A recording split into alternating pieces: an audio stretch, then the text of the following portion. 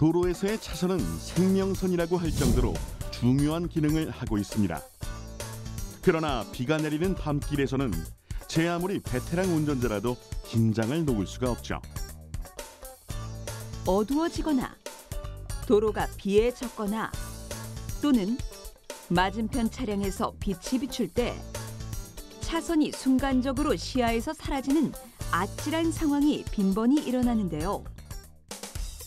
실제로 해마다 6월부터 8월 사이 장마철이 되면 제동거리의 증가, 미끄럼 등으로 인한 빗길 교통사고가 평소보다 1.3배 이상 증가하고 있으며 특히 도로를 이탈하는 수치가 6배 이상 높게 나타난다고 합니다. 도로 이탈의 원인은 도로에 물이 고이면서 형성된 수막 현상, 마찰력 저하로 인한 비틀거림 등이 있지만 그보다도 차선이 잘 보이지 않아 이탈하는 경우가 가장 많다고 하는데요. 이에 지난 2014년부터는 국가기술표준원 노면표시 도료에 대한 KS 규정을 강화하여 기존의 차선보다 2배에 가까운 밝기와 내구성을 갖춘 고성능 도료의 사용을 적용하고 있습니다. 차선만큼 운전자의 식별을 필요로 하는 것이 또 있습니다. 도로 표지판은 차량이 어느 각도에서 라이트를 비추냐에 따라, 차량과 표지판과의 거리에 따라, 그리고 표지판 표면의 상태에 따라 시인성의 변화가 크기 때문에 이를 보완할 수 있는 기술이 필요한데요. 악천후 속에서도 차선과 표지판이 잘 보일 수 있도록 하는 핵심은 바로 빛의 반사입니다. 반사는 빛이 물체를 비췄을 때 그 표면으로부터 어떠한 형태로 빛이 되돌아오느냐가 관건인데, 도로 안전에서는 자동차 라이트로부터 차선이나 표지판에 반사된 빛이 운전자의 눈에 들어오는 관찰각과 광원을 물체의 평면에 수직으로 비췄을 때 파동을 이루는 입사각이 중요하고요. 차선의 경우 30m 전방에서 자동차의 전조등 높이가 65cm, 운전자 눈의 높이가 1m 안팎을 표준으로 했을 때 입사각은 88.76도, 관찰각은 1.05도를 기준으로 하고 있습니다. 빛은 반사 각도에 따라 일반적으로 정반사, 난반사, 재기반사 등 3가지로 구분합니다. 정반사는 유리처럼 매끄러운 곳에 빛을 비췄을 때 정반대 방향으로 일정하게 반사하는 원리로 입사각의 크기만큼 반사하게 되고요. 난반사는 표면이 고르지 않은 물체에 빛이 비출 시 빛들이 여러 방향으로 흩어져 반사되는 현상인데요. 아무리 매끄러워 보이는 평면이라도 실제로는 울퉁불퉁한 경우가 많아 그만큼 시야에 들어오는 빛의 양이 적을 수밖에 없습니다. 그리고 우리가 주목해야 할 반사는 어떠한 각도에서 빛을 비춰도 그대로 광원으로 되돌아오는 재기반사. 3개의 반사면을 직각으로 붙이면 각면이 빛을 반사하여 결국 빛을 보낸 쪽으로 되돌아오게 할 수 있는데요. 이러한 특성을 활용해 도로의 거의 모든 안전시설에는 재기반사의 원리를 적용하고 있습니다. 재기반사를 만드는 다양한 기술과 눈부신 효과, 그 첫 번째 재료, 지금 바로 공개합니다.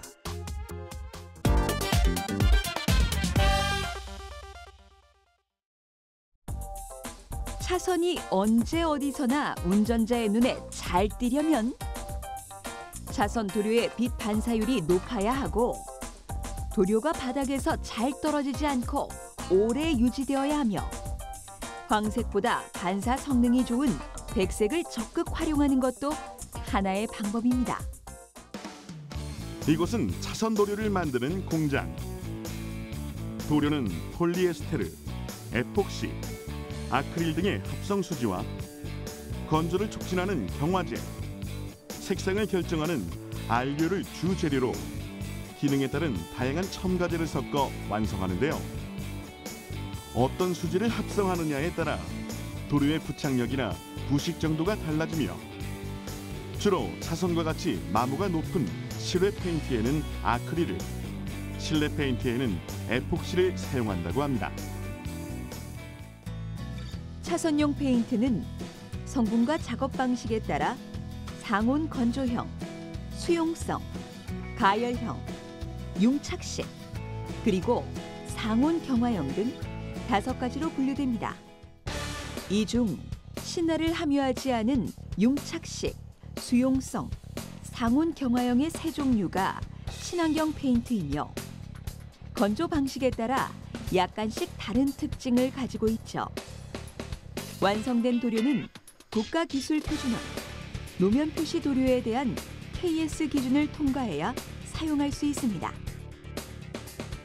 페인트의 물기, 바른 후 퍼짐 정도 등을 알아보는 점도 측정과 한 번의 도장으로 물체의 본래색이 어느 정도 가려지는지 확인하는 은폐율 검사 등이 이루어지는데요. 일반 페인트와 차선용 페인트는 주성분이나 제품 검사 등에선 큰 차이가 없지만 단 차선용 페인트에는 이 알맹이가 함께 사용된다고 합니다. 차선용 페인트에서는 그 페인트에 유리알을 포함하고 있거나 도색을 할 때 유리알을 함께 사용한다는 그런 차이가 있고요. 이렇게 유리알을 함께 사용함으로써 차선의 시인성을 제공하고 보행자 혹은 운전자의 안전을 책임진다는 기능적인 측면에서는 일반 페인트와 확연한 차이를 보이고 있습니다.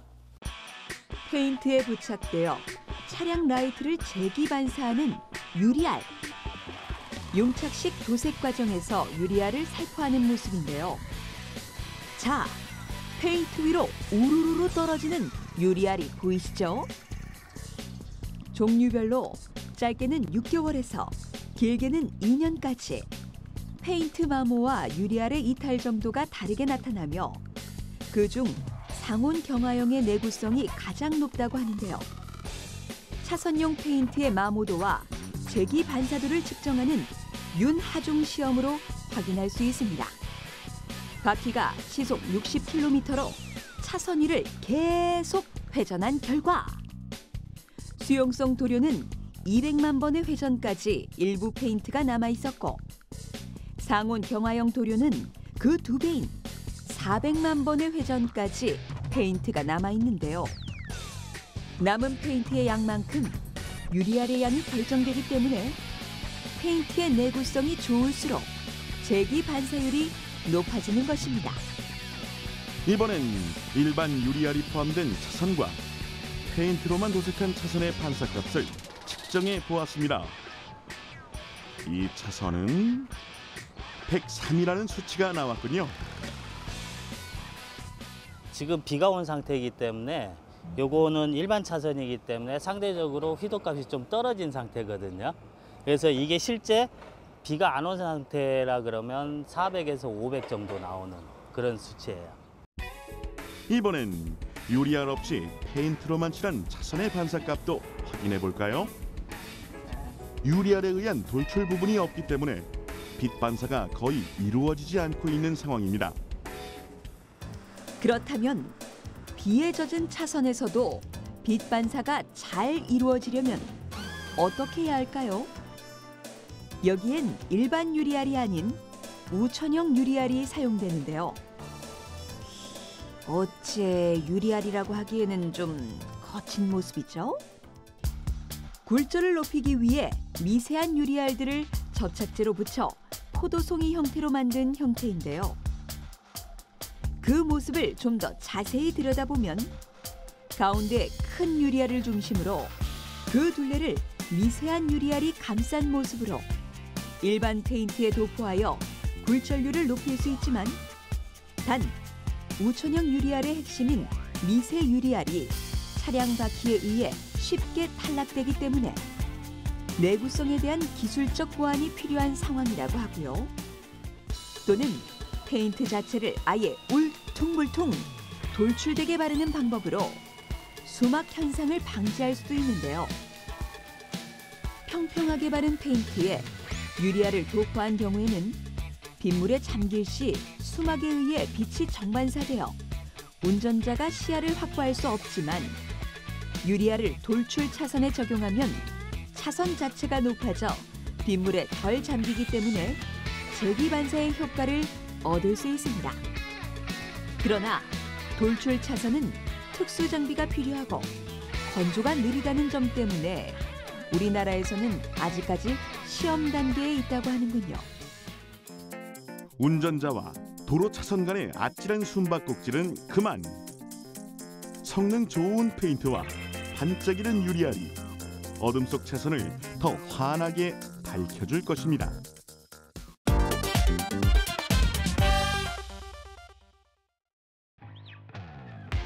운전자들에게 도로 형태나 방향을 제시하는 도로 표지판. 그러나 야간 운전 시 전방의 표지판이 잘 보이지 않아 크고 작은 교통사고를 당하는 경우가 많습니다. 도로 표지판은 교통 안전과 직접적인 이 연관성이 매우 높습니다. 특히나 그 야간이나 그 우천시와 같은 비가 오는 환경과 같은 이런 악천 후에 야간 운전자들에게 정확한 도로 형태라든지 안전을 위해서 그 방향 제시를 명확히 해줄 필요가 있는데요. 그때 중요한 부분이 이 반사 시트의 제기 반사율이 가장 중요하다고 말씀드릴 수 있겠습니다. 표지판에는 일반적으로 제기 반사가 적용된 유리알형과 마이크로 프리즘형의 두 가지 반사 시트가 사용되는데요. 마이크로 프리즘에는 고희도와 초고희도로 분류되고요. 이 셋을 정면에서 반사했을 때 유리알 반사지는 70에서 250 정도의 반사율을 가지고 있고 고희도와 초고희도의 마이크로 프리즘 반사지는 250에서 1000 정도로 유리알보다 4배 이상 높은 반사 성능을 가지고 있습니다. 양쪽 모두 밝게 보이는 부분이 제기 반사가 일어나는 부분이고 검은 부분은 반사가 일어나지 않는 부분인데요. 마이크로 프리즘보다 유리알의 공백이 더 많기 때문에 반사 성능이 떨어지는 것이죠.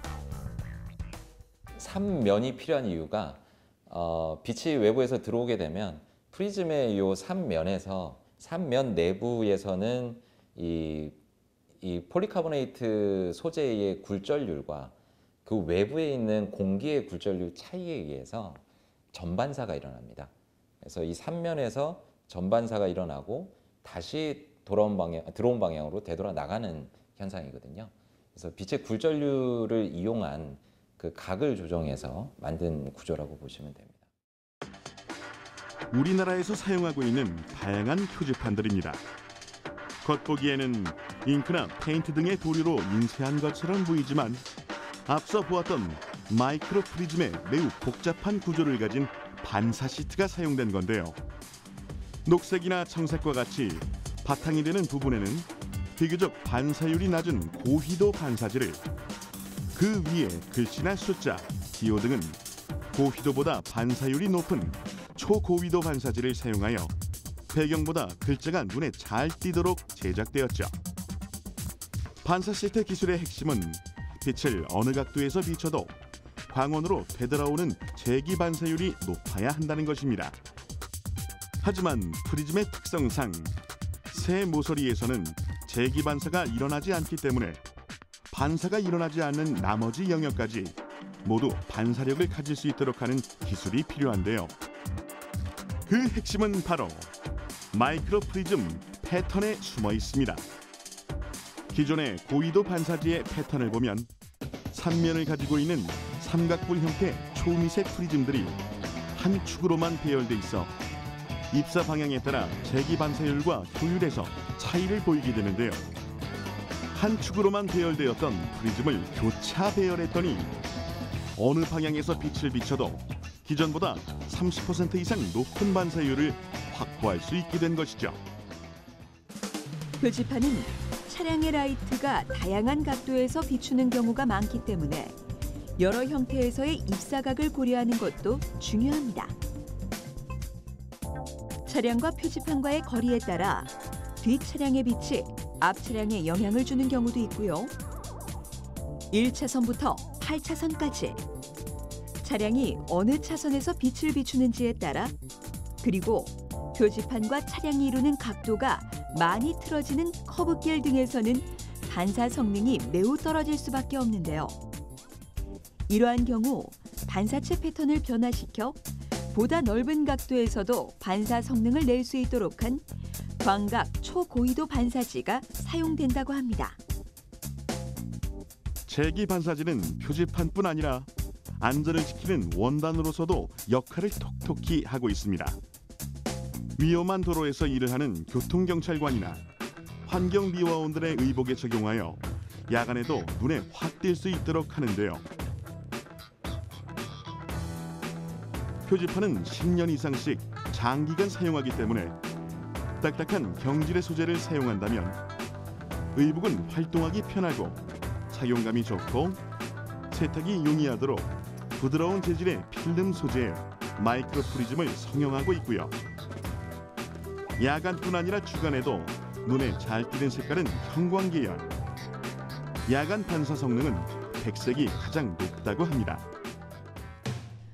우리의 생명과 재산을 보호하는 도로안전 지킴이 제기 반사. 하루빨리 밤길과 빗길에서도 편안하게 안전운전할 수 있게 기대해 보겠습니다.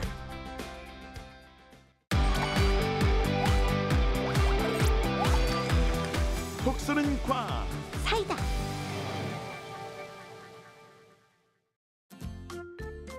안녕하세요. 톡톡씨 엄마예요. 아니 우리 아이가 도영을 잘 알고 가만히 보니까 영재 같아요. 영재도 보통 영재가 아니에요. 너무 자랑만 했나? 얼마나 잘하길래 영재 소리까지 듣는지 궁금한데요. 톡톡 씨, 이거 한번 풀어볼래요? 이거는 이렇게 놓고 이렇게 하고 이렇게 하면 다 했어요. 어머머머머머, 세상에 이게 어떻게 들어갔지? 마술이야, 과학이야? 마술이 아니라 과학이에요. 다른 문제도 잘 풀 수 있어요. 기대해 주세요. 진짜 보면 깜짝 놀라실걸요.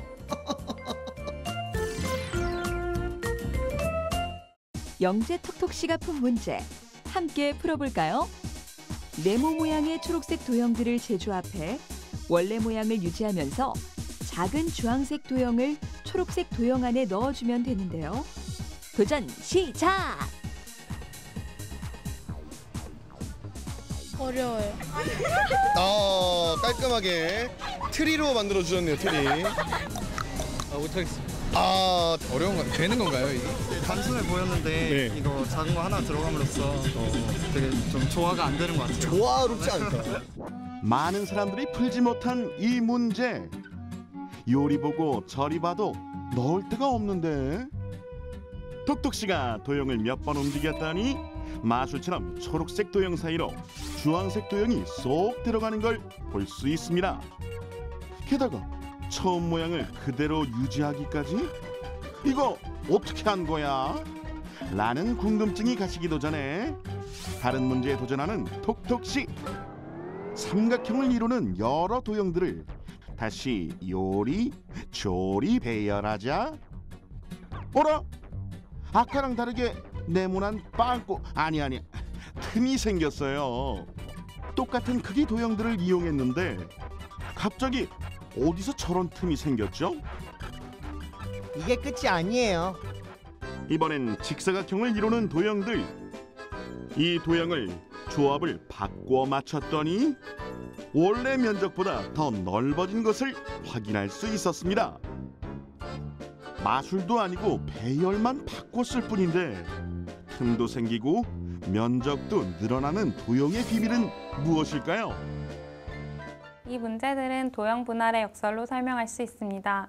도형 분할의 역설이란 어떤 도형을 분할했다가 다시 조합했을 때 마치 넓이가 달라진 것처럼 보이는 현상을 말하는데요. 사실 도형의 모양이나 기울기에 미세한 차이가 있어서 다시 조합을 했을 때 틈이 생기게 되고 그 틈으로 도형을 집어넣을 수도 있고 넓이가 달라져 보이도록 만들 수도 있는 것이죠. 앞에 나온 문제들을 다시 한번 살펴볼까요? 배열이 다른 두 삼각형. 봤을 때는 큰 차이점이 느껴지지 않지만 자세히 보면 빗변의 기울기가 한쪽은 오목하고 다른 쪽은 볼록하게 나와 있는 것을 볼 수 있어요. 다른 도형 문제 역시 배열을 바꿨을 때 가운데 선이 일직선이 된 것처럼 보이지만 사실 가운데에는 이렇게 빈틈이 생겼습니다. 이런 기울기 차이로 재배열했을 때 면적이 넓어지거나 빈 공간이 생기게 되는 거죠. 눈의 착시와 도형의 특성의 컬래버레이션으로 생긴 과학 현상이라고요. 여러분도 한번 도형 영재에 도전해보는 건 어떨까요? 아, 초콜릿 좀 실컷 먹고 싶다. 자, 여기 초콜릿 먹어요. 맛있다. 또 없어요? 하나 더? 또 있죠. 제가 먹었는데 왜 초콜릿이 계속 그대로죠? 사실 이 무한 초콜릿에는 도형 분할의 역설이 숨어 있어요.